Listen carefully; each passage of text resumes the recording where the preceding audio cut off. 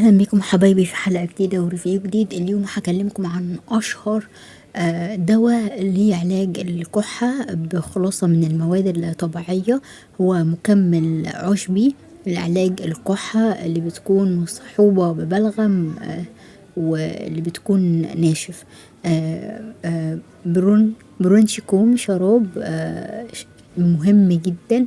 ليه؟ لانه بيحتوي على خلاصة الزعتر. بيساعد على تهدئة الحكة، بيخفف من اعراض الالتهاب الرئوي. كمان ليه خصائص مضادة للفطريات، بيحتوي على فيتامين ج اللي بيساعد على تحسين المناعة، وفيتامين ايه. كمان موجود فيه خلاصة جذور زهرة الربيع، ليها تأثير طارد للبلغم، بحيث ان هي بتعمل على ان هي جعل البلغم اقل كثافة، فبتسهل خروج البلغم اثناء الكحة. من اهم دواعي استعمال شراب برونشيكوم ان هو بيستخدم في حالات نزلات البرد لعلاج اعراض الالتهاب الشعب الهوائية الحادة، الكحة المصحوبة للبلغم الناتج عن نزلات البرد. قبل استعماله مهم ان احنا نرج الازازة كويس.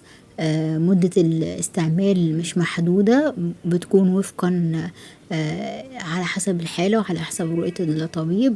يجب ألا تقل الفترة بين الجرعات 5-6 ساعات على حسب رؤية الطبيب. وبلاش ان احنا نتجاوز، يعني العلاج يفضل اكتر من 7 ايام.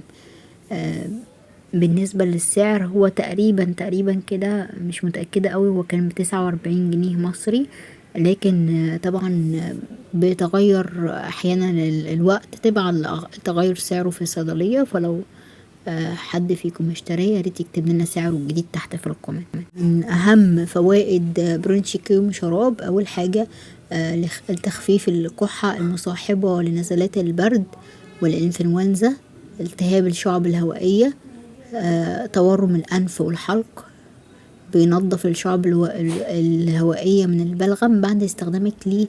الكحة اللي بتخلي الصدر كده يشخلل هتختفي تماما، هيخفف من حدة الكحة وهيحميكي من الميكروبات. غالبا مش بيسبب برونشيكيم اكسير ظهور اعراض جانبية، ولكن قد يسبب الحساسية لبعض الاشخاص، بتشمل الطفح الجلدي، تورم الوجه او الفم او الحلق. وفي حالة التعرض لأي من الأعراض دي يجب التوقف عن الدواء.